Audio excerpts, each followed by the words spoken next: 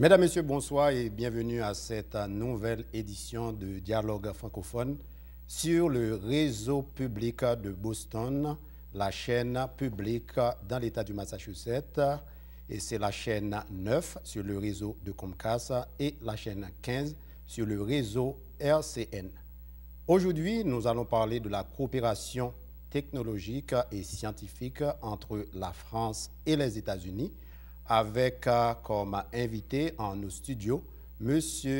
Antoine Minard, qui est l'un des responsables de la mission scientifique et technologique au niveau du consulat de France ici en Nouvelle-Angleterre.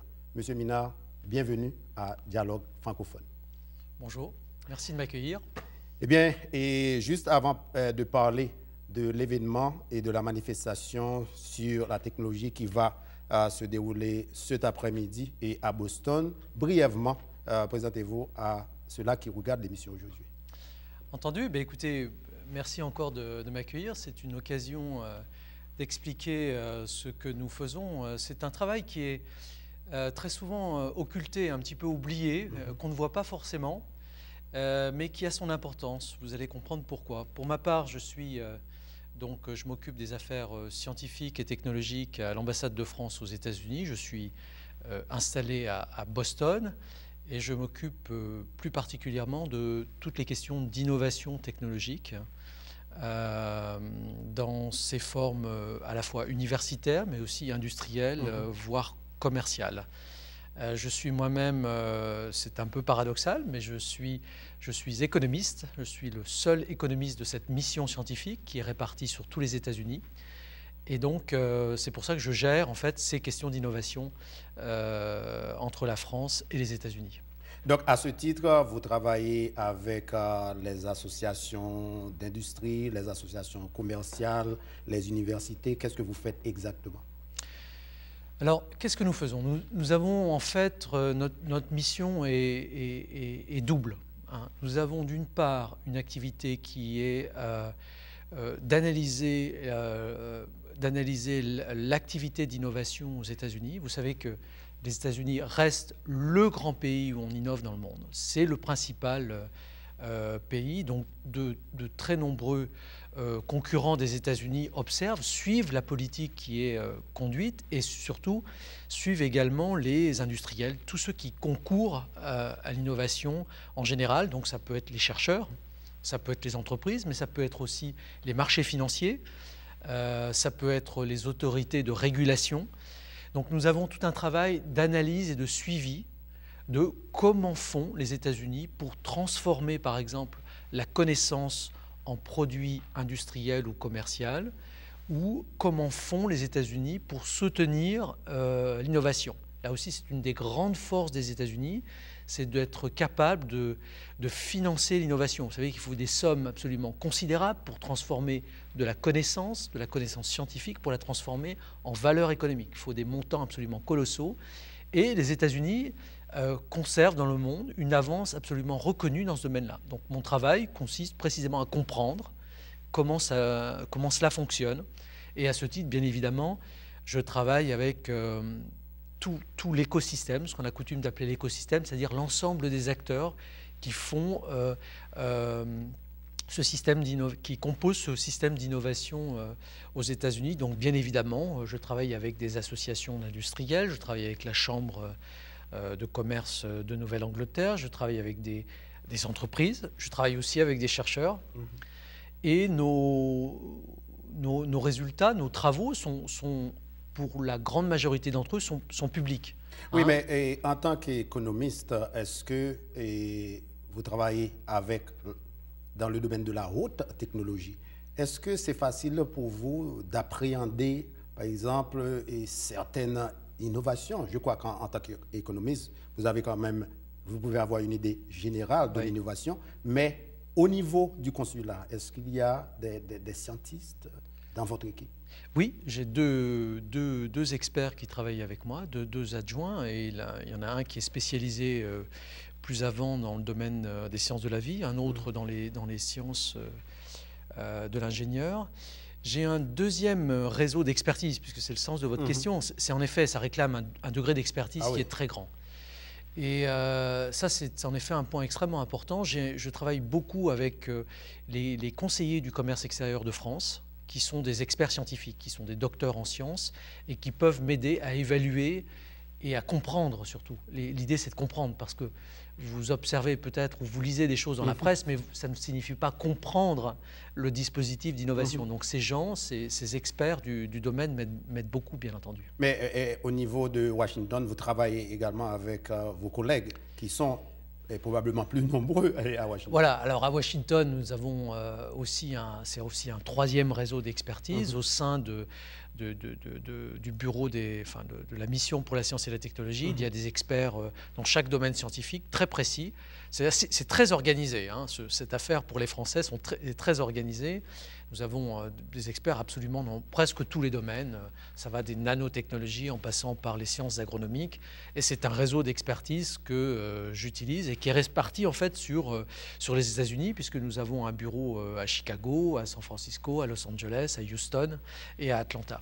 Et une dernière question concernant votre position. Est-ce que c'est spécial d'être à la tête de cette mission et dans une région comme le Massachusetts, avec les universités comme MIT, etc.? Oui, vous posez une question extrêmement importante, parce que je suis en fait un spécimen assez unique. Il n'y a que 2 attachés qui s'occupent précisément d'innovation dans le monde. Il y en a un qui est basé à Pékin et l'autre qui est basé à Boston. Et donc, vous voyez, c'est parce que, tout simplement, on estime qu'il y a des choses à apprendre. Et des choses à entreprendre, notamment dans ces aspects bilatéraux, hein, entre la France et les États-Unis. Et juste avant de parler de l'événement d'aujourd'hui, généralement pour ce type de position, 2 seulement au monde, ce sont des positions de $2 000 000 de salaire par an. Mais non, soyons, vous savez, l'État n'est pas très riche. Mais nous sommes soumis également à une sélection extrêmement rigoureuse, hein. Je ne veux pas vous dire combien il y a de concurrents, mais en tout cas, c'est une position c'est un poste qui est à durée très déterminée, dans un cadre extrêmement précis. Donc c'est vrai que nous gagnons relativement bien notre vie, mais nous sommes aussi soumis à des contraintes. Je peux vous le dire, que tout le monde ne serait sans doute peut-être pas prêt à accepter. Maintenant, venons-en à l'événement d'aujourd'hui. Quand on parle de start-up française, on parle du programme NEDVA. Pour ceux-là qui nous écoutent, ça ne dit pas grand-chose quand même. Présentez-nous exactement le programme. Oui. Alors, vous me posiez la question tout à l'heure sur qu'est-ce que nous faisions. Donc, je vous disais, en fait, on a une part d'analyse, une part de travail de compréhension du système d'innovation. Et un autre volet de notre activité, eh bien, celui-là est extrêmement pratique. Alors, celui-là, il nous amène sur le terrain à travailler avec les banquiers, à travailler avec les entreprises, à travailler avec les associations du Massachusetts. Donc, nous avons développé ici, nous-mêmes, concrètement, un programme qui consiste à aider des jeunes entreprises innovantes françaises, sélectionnées après un concours national en France, à les amener ici aux États-Unis pour comprendre précisément ce système d'innovation. Donc c'est un programme qui s'appelle NEDVA. On l'a appelé NEDVA parce qu'il y a accélérateur. Le A, c'est accélérateur. Le N, c'est pour New England. Donc vous voyez que c'est très spécifique sur la Nouvelle-Angleterre et c'est très spécifique sur les startups. Et c'est aussi très spécifique dans le système français, parce que, vous savez, personne ne s'est intéressé à ces jeunes entreprises innovantes en France. On estime qu'il faut aider les grandes entreprises, on estime qu'il faut aider les entreprises de taille moyenne, mais dans le fond, on dit aux petites entreprises innovantes, faites vos preuves d'abord, on verra. Nous, on a décidé de s'en occuper pour essayer d'une part, de les internationaliser, d'autre part, de les former à l'écosystème entrepreneurial et américain ici, et troisièmement, de les mettre en relation avec des partenaires à la fois technologiques, industriels et financiers. Donc c'est le but du programme. Et c'est le but un petit peu de l'événement ce soir, que j'invite les téléspectateurs à nous rejoindre. C'est sur le port, ça a lieu à Mass Challenge. Et donc on va réunir là environ, nous l'espérons, environ 140 personnes qui vont venir partager avec ces entrepreneurs qui sont là ici à Boston eh bien leur expérience d'entrepreneur pour précisément les mettre en relation, mais aussi accélérer leurs affaires, tout simplement. Et est-ce que combien de nouvelles jeunes compagnies françaises ont participé à ce concours pour aboutir à... C'est un concours, alors c'est un concours national. Nous avons eu une trentaine d'offres, trentaine de propositions. Comme il y a bien évidemment dans ce programme de l'argent public, nous avons procédé à une sélection. Et donc nous avons retenu 5 entreprises. Mais ce concours montre qu'il y a une vraie demande en France. Je veux dire, je serais très heureux d'en faire davantage. Malheureusement, il a fallu choisir et prendre des sociétés les plus abouties dans leurs propositions et dans leurs projets industriels. Mais voilà, il y a une vraie demande en France. Il y a une vraie... Vous suivez Dialogue francophone sur le réseau public de Boston. Notre invité aujourd'hui, M. Antoine Minard, qui est l'un des membres responsables de la mission technologique et scientifique au niveau du consulat de France ici à Boston. Nous allons observer une pause. Je vous reviens dans quelques secondes. Glucose plus oxygen equals carbon dioxide plus water. Hey, Gio, what's up? And energy. Superior vena cava, pulmonary artery, coronary artery. I'd like to pass them back to you now. For chem Very tissue pleased types with your of work. endoplasmic reticulum with ribosomes. Is it 3 o'clock already? And without. Copy of the skeletal anatomy notes. For chem cycles Wednesday. Chem 2. Velocity axis skeletal anatomy Thursday. The lobes of the cortex. She's got the drive, Cranial volume. the energy, Frontal, parietal, the heart, and occipital. and the talent. Cortical motor output. Vena cava. Pre-med. Different But she wouldn't be here evolutionary development. without your help. Please support the United Negro College Fund, because a mind is a terrible thing to waste. Syllabus 4.2. Vous êtes sur le réseau public de Boston, la chaîne 9, réseau de Comcast, la chaîne 15, réseau RCN, ici à Boston. Notre invité, M. Antoine Minard, du consulat de France, ici en Nouvelle-Angleterre. Nous parlons de la coopération scientifique et technologique entre les États-Unis et la France. Juste avant la pause, on parlait de la sélection et de ces nouvelles jeunes compagnies françaises de 33 à 5. Quels ont été les critères de sélection? Critères de sélection, c'était le besoin des États-Unis. En fait, qu'est-ce que ça veut dire? Ça veut dire que concrètement, une société a besoin pour son développement industriel et commercial des États-Unis, parce que l'expertise est ici, parce que le marché est ici, parce que le financement est disponible ici plus volontiers qu'en Europe. Ça veut dire que lorsqu'ils viennent ici, donc l'idée c'est qu'ils trouvent une accélération dans leur développement en France et plus tard aux États-Unis. Donc c'était le principal critère, c'est le besoin des États-Unis. Hein, le besoin d'expertise, en particulier le besoin d'expertise universitaire. Vous savez qu'ici, il y a des centres universitaires absolument extraordinaires. Il y a en particulier le MIT que tout le monde connaît, mais c'est extrêmement important. Ces établissements jouent un rôle extrêmement important dans la validation technologique d'un certain nombre de projets innovants. Et quelles sont, je dirais, les filières, les domaines concernés par ces 5 startups? Quels domaines? Vous avez dans ces 5 entreprises finalement une bonne représentation de ce qui va faire la croissance de demain. C'est-à-dire Internet et l'informatique, c'est-à-dire les technologies propres ou les technologies de diagnostic ou les technologies de production d'énergie et bien évidemment le grand champ des sciences de la vie, essentiellement dans le domaine pré-pharmaceutique, biotech, ce qu'on appelle couramment biotech. Donc ces 3 filières sont représentatives. Et qu'est-ce qui arrive après pour ces 5 startups? Qu'est-ce qui arrive après?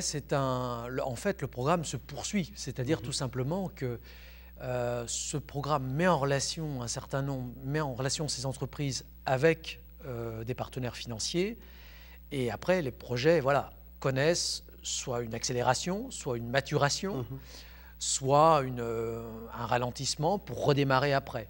Nous avons très concrètement, sur l'expérience que nous avons accumulée l'année dernière, d'énormes surprises. C'est-à-dire que des projets qui apparemment sont technologiquement encore à un stade de développement faible, eh bien, connaissent une brutale accélération.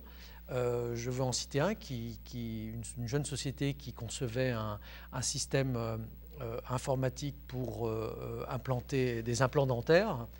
Eh bien, voilà, a passé un contrat avec la faculté de médecine dentaire de Harvard et a connu une brutale accélération dans son développement technologique. C'est un événement, voilà, tout à fait ponctuel, mais qui a une extrême importance pour le développement même en Europe. Et quand on parle de coopération, M. Minard, c'est gagnant-gagnant. Vous donnez, vous recevez. Mais dans ce type d'initiative, personnellement, j'ai l'impression ça va dans le sens, n'est-ce pas, et c'est un avantage pour les entreprises françaises, mais les États-Unis, les compagnies américaines, les banques américaines, ces partenaires, qu'est-ce qu'ils ont à gagner dans ce type de partenariat? Justement, vous allez rapidement comprendre que c'est d'un intérêt mutuel. Ce soir, il y a plus de 140 personnes qui vont venir. Et pourquoi ils viennent? Tout simplement parce qu'ils veulent avoir de la relation avec des porteurs d'affaires. Et ces jeunes entreprises sont porteurs d'une technologie, porteurs d'un projet industriel. Et donc, on n'a pas eu beaucoup de mal, en fait, à convaincre des universités, des financeurs. Hier, nous étions à l'Agence de développement économique du Massachusetts. Le Massachusetts avait mobilisé toutes ces agences spécialisées dans le domaine des technologies propres, dans le domaine informatique, dans le domaine du transfert de technologie, parce que tout simplement, voilà, elle est intéressée à, bien évidemment, accueillir ces entreprises à terme. Elle est intéressée à développer des affaires. Elle est aussi très intéressée à développer des relations scientifiques avec les établissements universitaires de la place de Boston. Mais ces compagnies, ces startups vont être implantées ici aux États-Unis, pas en Europe ou bien... Alors, elles démarrent leur activité en Europe et l'objectif de leur venue ici, c'est qu'à terme, peut-être pas dans les prochaines semaines, mais très prochainement, elles se développent commercialement, technologiquement aux États-Unis. C'est très clair.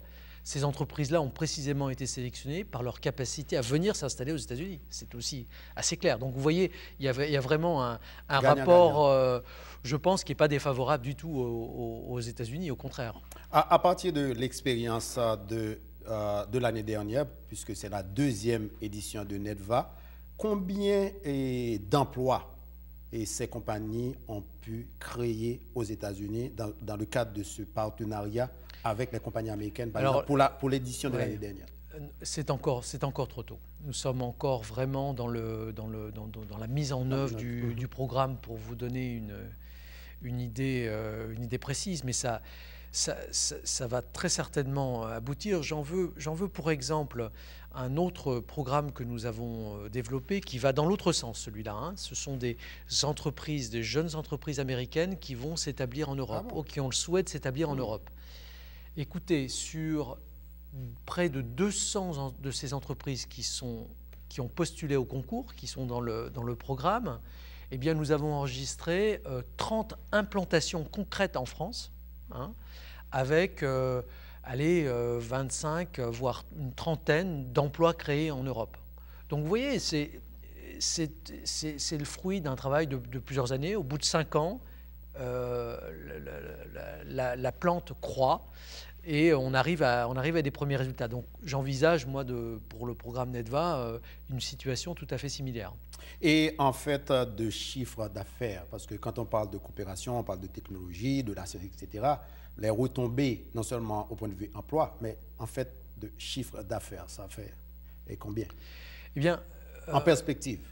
Voilà, nous avons des situations extrêmement variées parmi ces entreprises. Nous avons par exemple une société qui fait de la géolocalisation de risques et de crimes, hein, de ce qu'on appelle le crime mapping, c'est-à-dire repérer, géolocaliser des faits et anticiper la gestion des ressources policières qui doit avoir lieu. Cette société génère déjà un chiffre d'affaires respectable en France. Et la clé de son succès... Respectable, il n'y a pas de chiffre quand même. Ah, il n'y a pas de chiffre. Écoutez, c'est déjà plusieurs centaines de milliers d'euros de chiffre d'affaires. Hein, c'est plusieurs employés. Et donc, l'objectif de cette société en venant aux États-Unis, c'est bien évidemment d'adapter son produit au marché américain. Donc, déjà de contracter ici localement, c'est d'approcher les ressources policières ici pour eh bien, voir comment son produit peut s'insérer. Donc, c'est un chiffre d'affaires voilà, qui va, en 2012, avoir lieu. Hein. Une autre société fabrique, avec l'industrie pharmaceutique, des médicaments pour traitant de maladies orphelines. Cette société ne fait pas de chiffre d'affaires, mais voilà, le produit va être approuvé très certainement en 2012. On peut envisager déjà approuvé ici par aux États-Unis par la FDA, et donc le chiffre d'affaires va être assez immédiat. Donc les entreprises viennent ici précisément pour voilà, passer à la phase du chiffre d'affaires. Une dernière question et, pour terminer l'émission aujourd'hui. Parlez-nous un petit peu de la formation de ces cadres qui démarrent ces startups. Parce que c'est pas facile, c'est pas un pays francophone, c'est un pays anglophone, et c'est ces jeunes qui étudient en France et maintenant qui développent des projets, des compagnies, qui mettent sur pied des compagnies qui vont intervenir sur le marché américain. Oui, c'est une excellente question. En fait, c'est même la raison d'être du programme. Et c'est pour ça qu'il n'y a quasiment pas d'acteurs publics français qui s'intéressent à ces entreprises. C'est parce qu'on comprend bien que amener des entrepreneurs ici aux États-Unis, eh bien, ça ne se décrète pas, ça se prépare. Il faut former les gens. Donc il y a tout un volet de leur venue qui consiste... C'est pas seulement la formation académique, voilà, c'est connaître les États-Unis, c'est connaître les États-Unis, connaître la culture d'affaires. C'est une vraie formation. Ça s'apprend, ça se transmet. Ça ne se décrète pas en tout cas. Et donc le programme a cette vocation-là précisément, c'est de les aider à savoir comment on traite avec un partenaire financier, comment on présente son plan d'affaires, comment on présente son produit, comment on le vend. Et il y a des différences, pas seulement au niveau du professionnalisme, il y a des différences naturellement culturelles. Et l'un des objectifs de ce programme, c'est précisément de les aider à faire ce chemin-là qui leur manque. Donc cette dimension formation. Alors bien évidemment, ils connaissent déjà la finance, ils connaissent déjà la gestion, ils connaissent la technologie, mais il y a une couche supplémentaire, si vous voulez, de formation qui est absolument nécessaire pour permettre la réalisation du projet de ces entreprises.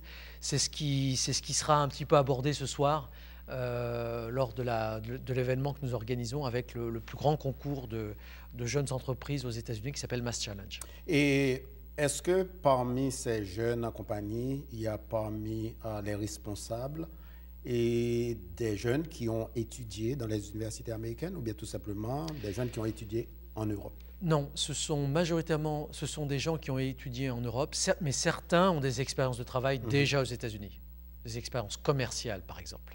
C'est très clair. Et c'est pour ça aussi qu'ils se sont intéressés au programme parce que voilà, ils ont déjà une proximité avec les États-Unis qui est importante. Eh bien, pour une première participation à l'émission Dialogue francophone, M. Mina, vous avez été excellent. C'est sur cette note que nous allons mettre un terme aujourd'hui à cette édition de Dialogue francophone. Merci d'avoir choisi les chaînes 9 et 15. Je vous retrouve la semaine prochaine.